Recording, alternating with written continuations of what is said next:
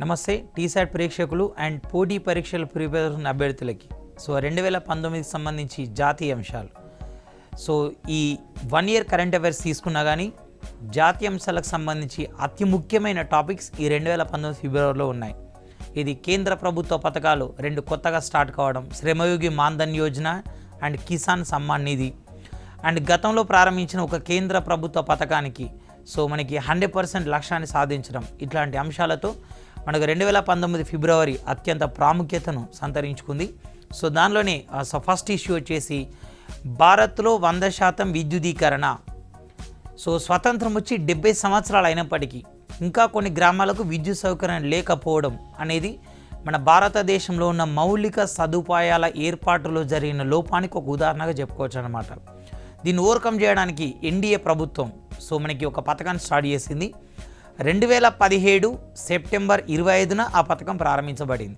దాన్ని మనం ప్రధానమంత్రి సహజ్ బిజ్లీ హర్ఘర్ యోజన అంటాం. ప్రధానమంత్రి సహజ్ బిజ్లీ హర్ఘర్ యోజన. దీన్ని సౌభాగ్య అనే పేరుతో పిలుస్తాం.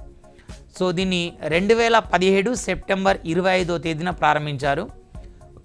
ఉద్దేశం ఏంటి అంటే భారత్లో end point of India and end point of area, చిట్ట చివరి ప్రాంతాన్ని కూడా 100% విద్యుదీకరణ కల్పించాలి.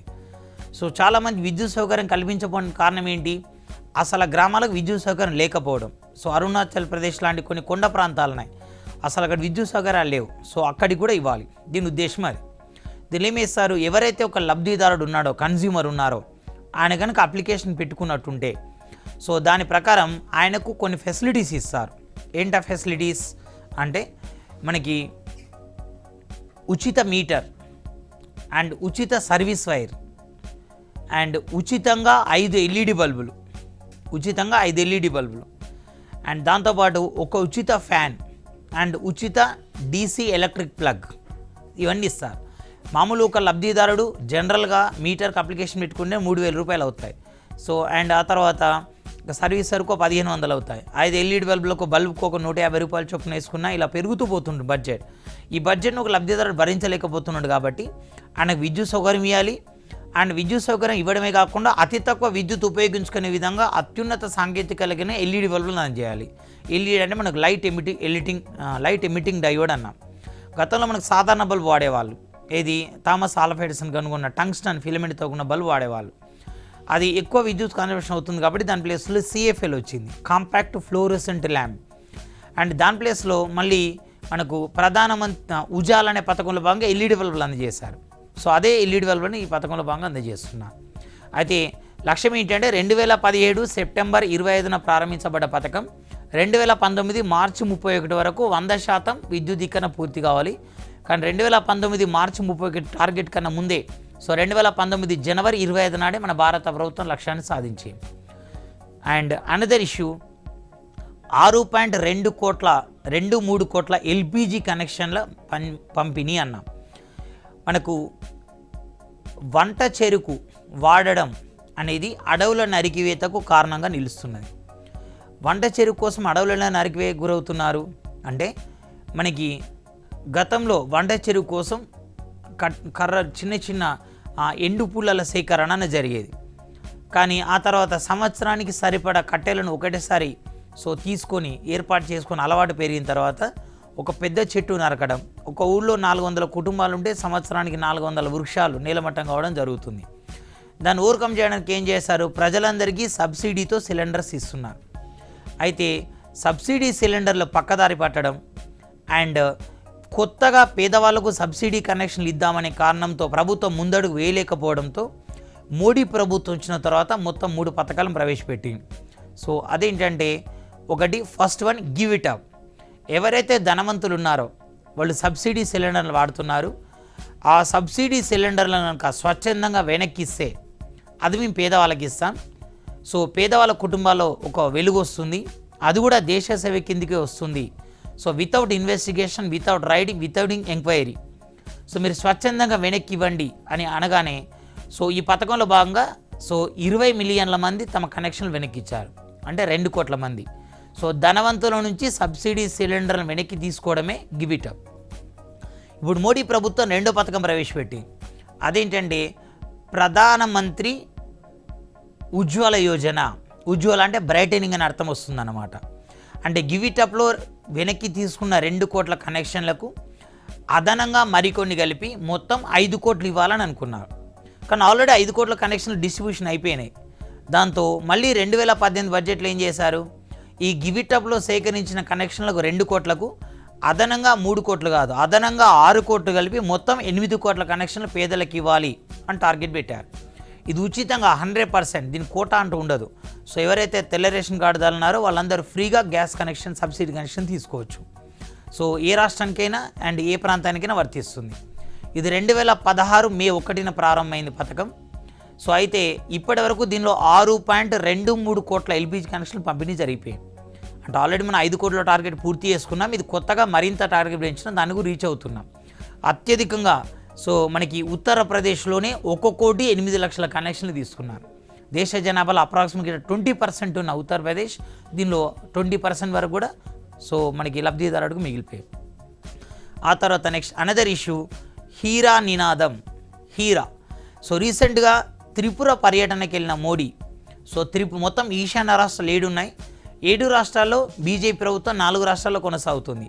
అసోం, మణిపూర్, త్రిపుర అండ్ తర్వాత వచ్చేసి అరుణాచల్ ప్రదేశ్ అండ్ మేఘాలయ, నాగాల్యాండ్, మిజోరాంలో సంకీర్ణంలో భాగస్వామిగా కొనసాగుతుంది. త్రిపురలో మనకు 1998 నుంచి 2018 వరకు కూడా సో 2019 జనవరి వరకు కూడా సో అక్కడ కమ్యూనిస్ట్ ప్రభుత్వం కొనసాగింది. ఇక్కడ 20 సంవత్సరాలు ముఖ్యమంత్రిగా కొనసాగిన వ్యక్తి సో మాణిక్ సర్కార్. అయితే ఆ కమ్యూనిస్టు పరిపాలనలో సో త్రిపుర అభివృద్ధి జరగలేదు. త్రిపుర అభివృద్ధి కోసం మేము ఒక సమగ్రమైన ప్రణాళిక ఇస్తున్నామని మోడీ హీరా నినాదం ఇచ్చాడు. మోడీ ప్రధానిగా గతంలో కూడా విదేశాల్లో నినాదాలు ఇచ్చాడు. భూటాన్ అభివృద్ధి కోసం B2B అన్నాడు, అంటే Bharat to Bhutan and Bhutan to Bharat. అలాగే నేపాల్కి వెళ్ళి హిట్ అన్నాడు, అంటే హైవేస్, ఇన్ఫర్మేషన్ వేస్, ట్రాన్స్మిషన్ వేస్ 3 కలిస్తే హిట్. అలాగే జపాన్కి వెళ్ళి 3D అన్నాడు, అంటే D for democracy, D for demand and D for demography నినాదం. ఇక్కడ హీరా ఇచ్చాడు. హీరా అంటే హైవే, రైల్వే, ఎయిర్వే. సో ఈ 4 రకాలు జరగాలి. ఈశాన్య రాష్ట్రాలకు ఫస్ట్ బ్రాడ్ గేజ్ రైలు కూడా 2016లో వచ్చింది, త్రిపుర సుందరి ఎక్స్ప్రెస్ పేరుతో. సో ఢిల్లీ నుంచి త్రిపుర రాజధాని అగర్తల వరకు. అంటే రైల్వేల అభివృద్ధి జరగలేదు. ఈశాన్య రాష్ట్రాల్లో విమానాశ్రయాలు కూడా పెద్దగా అభివృద్ధి జరగట్లేదు. మనకు 2018 సెప్టెంబర్లో సో సిక్కింలోనే తొలి విమానాశ్రయం అండ్ దేశంలో 100వ విమానాశ్రయం పాక్యాంగ్ ఎయిర్పోర్ట్ ప్రారంభించబడింది. అంటే విమానాశ్రయాలు సరిగ్గా లేవు. సో ఇలా హైవేలు, రోడ్లు సరిగ్గా లేవు. ఇలా అన్ని రకాల అభివృద్ధి కోసం ఈ నినాదం ఉపయోగపడుతుంది, దీని ద్వారా జరిగే కార్యాచరణ ఉపయోగపడుతుంది మోడీ పిలుపునిచ్చారు. ఆ తర్వాత పరిపాలనా కేంద్రంగా లడఖ్. సో లడఖ్ అనేది కేంద్రపాలిత ప్రాంతంగా ఏర్పాటు చేయాలి అని కోరుతూ సో గతం నుంచి అక్కడ నిరసనలు జరుగుతున్నాయి. అంటే అడ్మినిస్ట్రేషన్ చాలా దూరంగా ఉంది అని. అందుకే మన జమ్మూ కాశ్మీర్ ప్రభుత్వం సో లడఖ్లో 3వ పరిపాలనా కేంద్రాన్ని ఏర్పాటు చేసింది. ఆల్రెడీ జమ్మూలో ఒక పరిపాలనా కేంద్రం ఉంది, సో శ్రీనగర్ ఒక పరిపాలనా కేంద్రం ఉంది, సో ఇది లడఖ్లో ఉంది. సో మనకి లడఖ్లో లడఖ్ అండ్ లేహ్ అనే 2 జిల్లాలు ఉన్నాయి. సో 2 జిల్లాలకి పరిపాలనా కేంద్రం అంటే రాజధాని ఏంటంటే మాండవి అనేది కొనసాగుతుంది. దాని ఆధారంగా ఏర్పాటు చేస్తున్నారు. ప్రధానమంత్రి శ్రమయోగి మాన్ధన్ యోజన. కేంద్ర ప్రభుత్వం అసంఘటిత రంగంలో ఉన్న కార్మికులకు సో ఏదైతే ఒక ప్రతిపాదిత రంగం అంటూ లేని కార్మికులు ఎవరైతే ఉన్నారో వాళ్ళందరికీ గతంలోనే పెన్షన్లు ఇవ్వడం కోసం అటల్ పెన్షన్ యోజన అనే పథకాన్ని స్టార్ట్ చేసింది. అటల్ పెన్షన్ యోజన అసంఘటిత రంగ కార్మికులకు పెన్షన్ ఇవ్వడం కోసమే ఉద్దేశించబడింది. సో శ్రమయోగి మాన్ధన్ యోజన కూడా అదే. బట్ డిఫరెన్స్ ఏంటి అంటే అటల్ పెన్షన్ యోజనలో నువ్వు చేరాలనుకుంటున్న వయసును బట్టి నువ్వు కావాలనుకుంటున్న పెన్షన్ బట్టి నువ్వు కట్టే అమౌంట్ మారుతుంది. అక్కడ 291 రూపాయల నుంచి 1,454 రూపాయల దాకా ఉండొచ్చు. అటల్ పెన్షన్ యోజనలో 18 నుంచి 40 సంవత్సరాల్లో ఎవరైనా చేరవచ్చు. మళ్ళీ ఒక్కొక్కరికి 5 రకాల పెన్షన్కి అవకాశం ఉంటుంది. సో నువ్వు 18 సంవత్సరాల వయసులో చేరి 1000 రూపాయల పెన్షన్ కావాలనుకుంటే ఒక అమౌంటు, 2000 కావాలనుకుంటే కొంచెం ఎక్కువ, 3000, 4000, 5000 ఇలా 18 నుంచి 40 అంటే మనకి 22 సంవత్సరాల వయసుల వాళ్ళు ఉన్నారు. అందులో ఒక్కొక్కరు ఎవరన్నా 5 పెన్షన్లు కోరవచ్చు. కానీ అదే శ్రమయోగి మాన్ధన్ యోజన ఏంటంటే ఎవరికైనా 3000 పెన్షన్ వస్తుంది. అందుకని మన శ్రమయోగి మాన్ధన్ యోజన డీటెయిల్గా తెలుసుకుందాం. అదేంటంటే 2018 ఫిబ్రవరి 1 కేంద్ర బడ్జెట్లో 2 ప్రభుత్వ పథకాలు స్టార్ట్ అయినాయి. ఒకటి శ్రమయోగి మాన్ధన్ యోజన, రెండోది కిసాన్ సమ్మాన్ నిధి. అయితే 2 ఫిబ్రవరి 1 నాడు ప్రతిపాదించబడితే ఈ పథకం సో శ్రమయోగి మాన్ధన్ యోజన ఫిబ్రవరి 15న ప్రారంభించబడింది. అలాగే కిసాన్ సమ్మాన్ నిధి ఫిబ్రవరి 24న ప్రారంభించబడింది. సో డిఫరెన్స్ ఏంటి? శ్రమయోగి మాన్ధన్ యోజనలో మనకు వయస్సు అర్హత 18 నుంచి 40 వాళ్ళు ఉంటారు. 18 నుంచి 40. ఇలా 18 నుంచి 40 వాళ్ళు కడితే వాళ్ళకి 60 సంవత్సరాల తర్వాత పెన్షన్ వస్తుంది. ఇక్కడ ఎవరు ఏ వయసులో చేరినా కానీ పెన్షన్ మాత్రం ఒకటే, ఫిక్స్డ్గా 3000 వస్తుంది. కట్టే అమౌంట్ మారుతుంది. ఇప్పుడు 18 సంవత్సరాల వయసులో చేరారనుకోండి, వాళ్ళు 55 రూపాయలు కడతారు. 19 57 రూపాయలు, సో 29 100, సో 30 110 రూపాయలు, 40కి వచ్చేసరికి 200, 40 వచ్చేసరికి 200. అంటే అమౌంట్ కొంచెం మారుతుంది అంతే. సో మనకు అటల్ పెన్షన్ యోజనగా 100 అమౌంట్ డిఫరెన్స్ ఉండదు ఇక్కడ. ఎందుకంటే అక్కడ డిఫరెన్స్ ఎందుకు ఎక్కువ ఉంటుందంటే అక్కడ 1000 రూపాయల నుంచి 5000 పెన్షన్, అంటే మొత్తం 5 రకాల పెన్షన్ ఉంది. 1000, 2000, 3000, 4000, 5000. ఇక్కడ పెన్షన్ ఫిక్స్డ్, అమౌంట్ మారుతుంది. సో 55 నుంచి 200. మనం ఎంత కడుతున్నామో గవర్నమెంట్ మనకంతా కాంట్రిబ్యూషన్ చేస్తుంది. సపోజ్ 18 సంవత్సరాల వయసులో ఒక వ్యక్తి పథకంలో చేరితే ఆయన 55 రూపాయలు కట్టాలి యాజ్ పర్ రూల్స్ ప్రకారం. గవర్నమెంట్ వాళ్ళకి ఇంకో 55 రూపాయలు కలుపుతుంది. ఇలా గవర్నమెంట్ కలిపిన 55 110 రూపాయలు జమై దానికి వడ్డీ కలుస్తూ వస్తుందన్నమాట. ఇలా మొత్తం 40 సంవత్సరాల దాకా కట్టిన దానికి గవర్నమెంట్ కలుపుతుంది. అంటే 22 సంవత్సరాలు 55 రూపాయలు కడతారు. అలాగే గవర్నమెంట్ కూడా 22 సంవత్సరాలు 55 కడుతుంది. ఆ మొత్తానికి వడ్డీ కలిపి 60 సంవత్సరాల తర్వాత నెలకు 3000 పెన్షన్ వస్తుంది. మరి దీనిలో టర్మ్స్ అండ్ కండిషన్స్ ఏమైనా ఉన్నాయా? ఉన్నాయి. ఐటీ చెల్లింపుదారులు దీనికి వర్తించదు. Income tax, even Atal pension Yojana కూడా వర్తించదు. And MP, MLA, MLC and sarpanch and ZPTC, mayor, corporator లాంటి చట్టబద్ధ పదవులు ఉన్న వారికి ఎవరికి పథకం వర్తించదు. అండ్ రెండోది, ఇతర పెన్షన్ పథకాల్లో ఉన్న వాళ్ళకి పథకం వర్తించదు, ఇతర పెన్షన్దారులకి. సో ఇవి దీనిలో రూల్స్.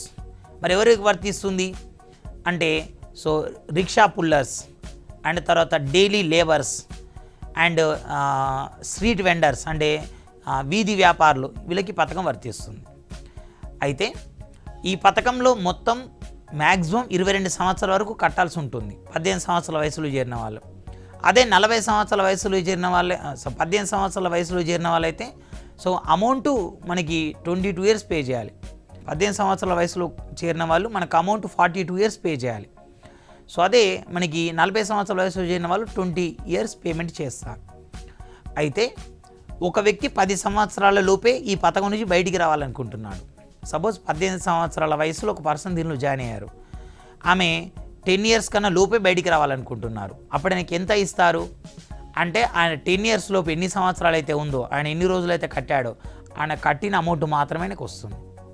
అదే 10 సంవత్సరాలు కట్టిన తర్వాత బయటికి వచ్చారనుకోండి, వస్తే ఆయన కట్టిన మొత్తం, ఆయన గవర్నమెంట్కు కాంట్రిబ్యూషన్ చేసిన మొత్తం, ఈ రెండు కలిపి దానికి ఎంత వడ్డీ అవుతుందో కలిపి ఇస్తారు.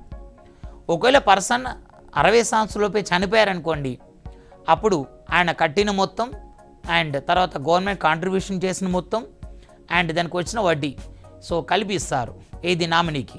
లేదా ఆయన ఎన్ని సంవత్సరాలు అయితే కట్టాడో అదే సంవత్సరం నుంచి మళ్ళీ నామినీ కొనసాగించుకునే అవకాశం ఇస్తారు. ఏదో ఒకటి వర్తిస్తుంది. సో ఇది ప్రధానమంత్రి శ్రమయోగి మాన్ధన్ యోజన.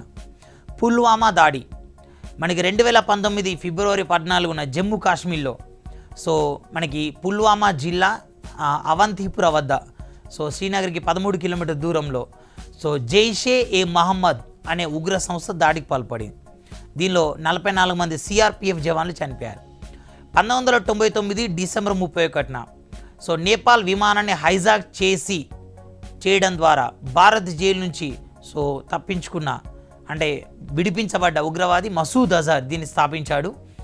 ఈ ఉగ్రవాద సంస్థ దాడి ఫిబ్రవరి 14న జరిగితే భారత ప్రభుత్వం దీని కౌంటర్ అటాక్గా ఫిబ్రవరి 26 రాత్రి ఫ్రాన్స్ తయారీ మిరేజ్ విమానాలతో కౌంటర్ దాడికి పాల్పడింది, ప్రతి దాడికి పాల్పడింది. మళ్ళీ ఫిబ్రవరి 27 నాడు పాకిస్తాన్ ప్రతి దాడికి ప్రయత్నించడంతో ఈ ప్రతి దాడిని అడ్డుకోవడంలో భాగంగా సో మన భారత మిరేజ్ విమానాలు సో మిగ్ విమానాలు సో వెళ్ళాయి. దానిలో MiG-21 విమానం కూలిపోయి అభినందన్ వర్ధమాన్ అనే సైనికుడు పట్టుబడ్డాడు. అండ్ ఆయన మార్చి 1న మళ్ళీ పాకిస్తాన్ నుంచి భారత్కి అప్పగించబడ్డాడు. అయితే ఈ ఉగ్రదాడికి పాల్పడిన వ్యక్తి జమ్మూ కాశ్మీర్కి చెందిన యువకుడు సో ఆదిల్ దార్. సో ఈ దాడి కారకుడు ఎవరైతే ఉన్నారో మహమ్మద్ రషీద్, గాజీ సో వీళ్ళందరినీ కూడా ఫిబ్రవరి 15న సో ఈ ఉగ్రదాడి జరిగిన ప్రదేశం ఒక 30 కిలోమీటర్ దూరంలో మన సైనిక దళాలు కాల్చి చంపేసినాయి. సో భారతదేశ చరిత్రలోనే అతిపెద్ద ఉగ్రదాడిగా పేర్కొంటున్నాం. దీని ద్వారానే భారత్ సర్జికల్ స్ట్రైక్ పాల్పడింది. మామూలుగా అభ్యర్థులందరూ కూడా సర్జికల్ స్ట్రైక్ అనగానే ఏమనుకుంటున్నారంటే పాకిస్తాన్ పైన 2016లో చేసిన దాడి మొదటిది, ఇది రెండోది అనుకుంటున్నారు.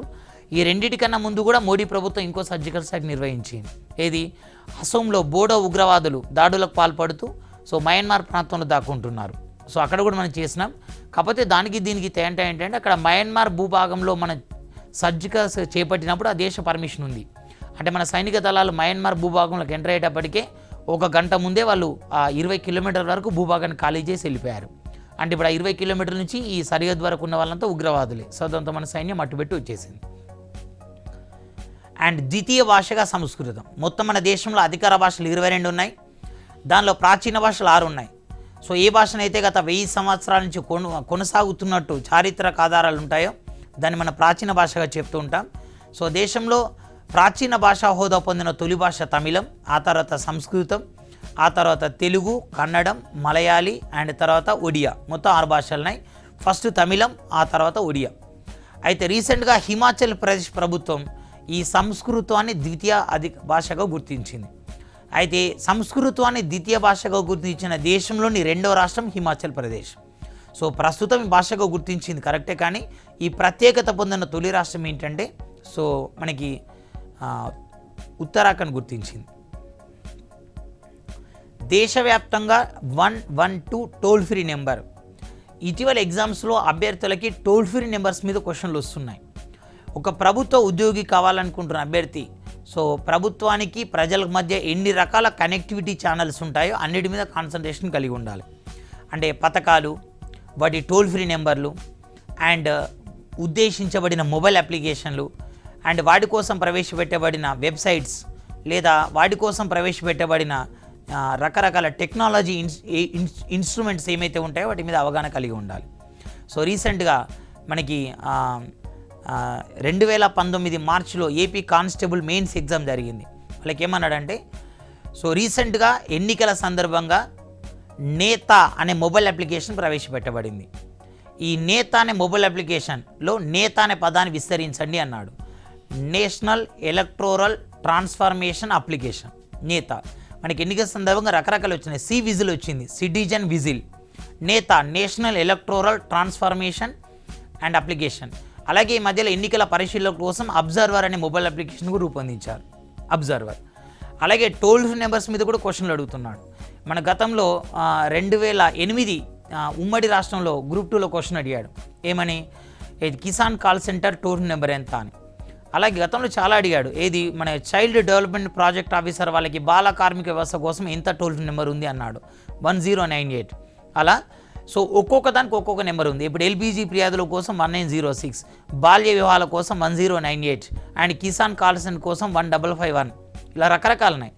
ఈ అన్ని రకాల ఎమర్జెన్సీల కోసం ఒకటే టోల్ ఫ్రీ నెంబర్ ఉండాలని మనం 2018 జనవరి 1 నుంచే తీసుకురావాలనుకున్నాం. కానీ దీని ఫేక్ కాల్స్ అనేకం రావడం, దీన్ని కొన్ని మార్పులు చేయాల్సి రావడంతో దీన్ని 2019 ఫిబ్రవరి 19న ప్రారంభించారు. ఇదే రోజు తెలంగాణ మంత్రివర్గ విస్తరణ కూడా జరిగింది. అలాగే అంటే మన దేశంలో ఇప్పుడు అమెరికా, లండన్ ఉంది. అన్ని రకాల ఎమర్జెన్సీల కోసం ఒకటే టోల్ ఫ్రీ నెంబర్ ప్రవేశపెట్టిన దేశంలోని తొలి నగరం ఏంటంటే మనకి లండన్. లండన్లో 999 తీసుకొచ్చారు. ఆ తర్వాత వాషింగ్టన్ అన్ని రకాల ఎమర్జెన్సీల కోసం ఒకటే టోల్ నెంబర్ ఉండాలని అమెరికా వాళ్ళు 911 తీసుకొచ్చారు. ఆ తర్వాత ఇదే దేశవ్యాప్తంగా ఏ విధంగానైతే అన్ని రకాల సేవల కోసం 112 టోల్ ఫ్రీ నెంబర్ తీసుకొస్తున్నారో ఇదే 112 టోల్ ఫ్రీ నెంబర్లో మహిళల రక్షణ కోసం ఒక షౌట్ అనే ఒక ప్రత్యేక ఫీచర్ని కూడా యాడ్ చేశారు. షౌట్ అనే ప్రత్యేక ఫీచర్ని కూడా యాడ్ చేశారు. కాళియా ఛాత్రభృతి పథకం. కాళియా ఛాత్రభృతి పథకం. ఒరిస్సా ప్రభుత్వం రైతుల జీవితాలలో ఒక విప్లవాత్మకమైన మార్పును తీసుకురావాలనే ఉద్దేశంతో కాళియా అనే పథకాన్ని చేపట్టింది. కాళియా అంటే Krushak assistance for livelihood and income augmentation. Krushak augmentation for livelihood and income augmentation. Kaliya దీనిలో రైతులకు రకరకాల సబ్సిడీలు ఇవ్వడం, రైతులకు రకరకాల లోన్స్ ఇవ్వడం ఇలాంటివి చేస్తున్నారు. ఇదే పథకంలో భాగంగా కాలియా ఛాత్రభృతి, ఛాత్ర అంటే విద్యార్థి అని అర్థం వస్తుంది, వాళ్ళకు స్కాలర్షిప్స్ ఇవ్వడం కోసం ఫిబ్రవరి 19 పథకం తీసుకొచ్చారు, కాలియా ఛాత్రభృతి. తల్లిదండ్రుల రక్షణ కోసం ప్రాణం అనే బిల్లును అస్సాం తీసుకొచ్చింది. తల్లిదండ్రుల రక్షణకు అస్సాం ప్రత్యేక బిల్లు అనే టాపిక్ అన్నమాట. వృద్ధులైన తల్లిదండ్రులను చాలామంది నిర్లక్ష్యానికి గురి చేస్తున్నారు, చాలామంది వాళ్ళని వదిలేస్తున్నారు.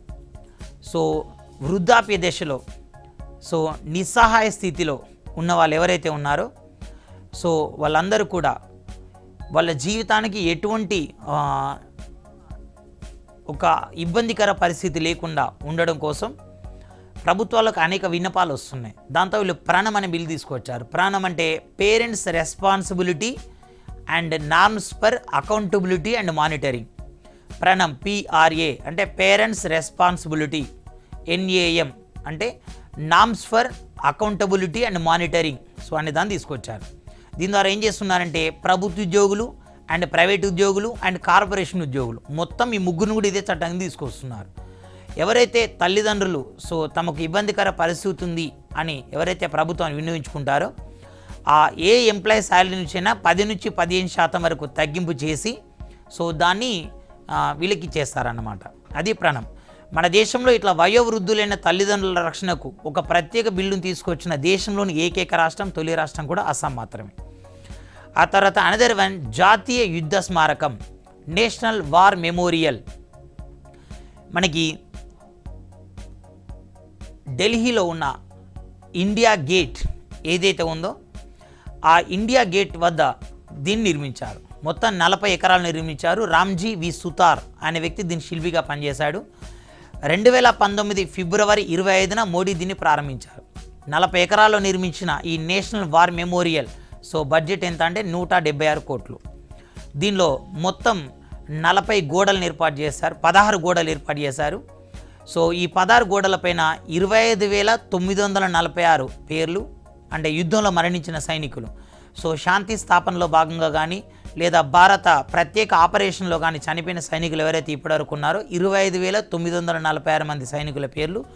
అలాగే ఇప్పటివరకు భారత అత్యున్నత సైనిక పురస్కారం. సో ఈ మధ్యలో ఈ సైనిక పురస్కారాల మీద క్వశ్చన్లు అడుగుతున్నాడు. 2019 మార్చి 17 ఏపీ కానిస్టేబుల్ SIలో ఏమన్నాడంటే సో మనకి 2018 ఆగస్టు 15 స్వతంత్రోత్సవాల సందర్భంగా కీర్తి చక్ర అవార్డుకి ఎంపికైన వ్యక్తి ఎవరని అడిగాడు, బ్రహ్మపాల్ సింగ్. సో ఆయన మొత్తం 21 పరమవీర్ చక్ర ఏదైతే మన దేశంలో అత్యున్నత సైనిక పురస్కారం ఉందో వాళ్ళ విగ్రహాలు కూడా ఏర్పాటు చేశారు. అలాగే ఈ గోడలపైన 4 వలయాలు ఏర్పాటు చేశారు, 4 సైకిల్స్. ఒక్కొక్క వలయానికి ఒక్కొక్క పేరు పెట్టారు. అమర చక్ర, వీరతా చక్ర అండ్ తర్వాత సో రక్షక చక్ర. సో ఇట్లా పేర్లు ఏర్పాటు చేశారు, లోక చక్ర ఇట్లా. అండ్ విశాఖ కేంద్రంగా రైల్వే జోన్. సో మొత్తం మన దేశంలో 17 రైల్వే జోన్లు ఉండేవి. సో దీనిలో ఇంకో కొత్త రైల్వే జోన్ వచ్చింది. మన దేశంలో LED బల్బులు 100% అమర్చిన ఏకైక రైల్వే స్టేషన్ సో సికింద్రాబాద్, దక్షిణ మధ్య railway. So head quarter Secunderabad. ఈ సికింద్రాబాద్ రైల్వే జోన్ విభజిస్తూ 2019 ఫిబ్రవరి 27న మన కేంద్ర రైల్వే శాఖ మంత్రి పీయూష్ గోయల్ దీన్ని ప్రకటించాడు. ఈ విశాఖపట్నం కేంద్రంగా ఏర్పాటు చేస్తున్న రైల్వే జోన్కే దక్షిణ కోస్తా రైల్వే జోన్ అని పేరు పెట్టారు. అలాగే ప్రధానమంత్రి కిసాన్ సమ్మాన్ పథకం. రైతులకు పెట్టుబడి సహాయం ఇవ్వడం కోసం తెలంగాణ ప్రభుత్వం 2018 మే 10న కరీంనగర్ జిల్లా హుజురాబాద్ మండలం ధర్మరాజుపల్లి షాలపల్లి కేంద్రంగా సో మనకు రైతు బంధు పథకం ప్రారంభించింది. ఈ రైతు బంధు పథకం ప్రారంభించిన తర్వాత దేశంలో అనేక రాష్ట్రాలు ఈ పథకాన్ని ప్రారంభించినాయి. దానిలో కేంద్రం కూడా ప్రారంభించింది.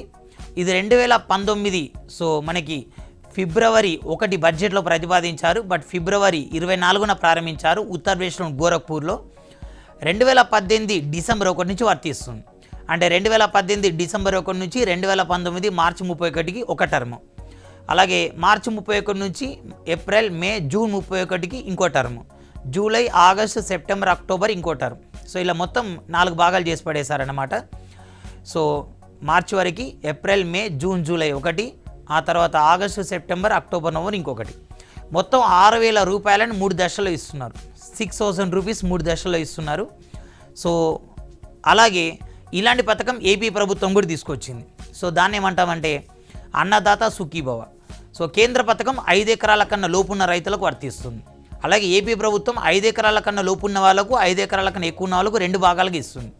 5 ఎకరాల కన్నా లోపున్న వాళ్ళకేమో కేంద్రం ఇస్తున్న 6,000తో పాటు 9,000 మొత్తం 15,000 ఇస్తుంది. అలాగే 5 ఎకరాల పైన ఉన్న వాళ్ళకు 10,000 ఇస్తుంది. అలాగే హర్యానా ప్రభుత్వం కూడా ఇస్తుంది ముఖ్యమంత్రి పరివార్ సమ్మాన్ యోజన అని. ఇది కేంద్రం ఇస్తున్న 6,000 కాకుండా వాళ్ళు 6,000 ఇస్తున్నారు 3 దశల్లో. అది వద్దు అనుకుంటే 5 సంవత్సరాల తర్వాత 36,000 ఇస్తారు ఒకటేసారి. మామూలుగా సంవత్సరానికి 6,000 తీసుకుంటే 5 6 30,000 అవుతాయి కదా. ఇలా తీసుకున్న వాళ్ళకు ఒకటేసారి 36,000 ఇస్తారు. అలా కాని వాళ్ళకు సో 60 సంవత్సరాల తర్వాత నెలకు 3,000 నుంచి 10,000 పెన్షన్ ఇస్తారు. సో ఈ 18 నుంచి 60 ఏళ్ళ వాళ్ళు ఎవరైనా అర్హులే. సో 60 సంవత్సరాల తర్వాత సో చేరిన వయసు నుండి 18 సంవత్సరాల వయసు వాళ్ళు అయితేనేమో 15,000 పెన్షన్ వస్తుంది. ఇప్పుడిప్పుడే చేరిన వాళ్ళైతే 3,000 పెన్షన్ వస్తుంది. సో ఇది రీసెంట్గా వచ్చిన పథకాలు. అండ్ అనదర్ ఇష్యూ ఏంటంటే ఒరిస్సాలో బోట్ అంబులెన్స్. ఈ మధ్యలో ఏంటంటే ఓలా కంపెనీతో ఒప్పందం చేసుకోవడం ద్వారా అసోం తొలిసారి బోట్ ప్రవేశపెట్టింది, బోట్ ట్యాక్సీ. తర్వాత కేరళ వాళ్ళు ప్రవేశపెట్టారు. అయితే నిరుపేద ప్రాంతాల్లో ఉన్న వాళ్ళు గిరిజనులు కొన్ని కిలోమీటర్ల వరకు కూడా సో వీళ్ళని ఈ పల్లకిలలో మోసుకెళ్లాల్సిన అవసరం ఉంది కాబట్టి వాళ్ళకి 108 టోల్ ఫ్రీ నెంబర్తో ఒక బోట్ అంబులెన్స్ ప్రవేశపెట్టారు. సో ఇది బాలాఘాట్ అనే ప్రాంతంలో స్టార్ట్ చేశారు. అండ్ ఎవరైతే యువతకు నిరుద్యోగ భృతి అనేది మధ్యలో తెరపైకి వస్తుంది. తెలంగాణ ప్రభుత్వం 2019 ఏప్రిల్ 1 నుంచి నిరుద్యోగ భృతి అందజేస్తుంది. అలాగే ఏపీ ప్రభుత్వం కూడా ముఖ్యమంత్రి యువనేస్తం అనే పేరుతో నిరుద్యోగ భృతి ఇస్తుంది.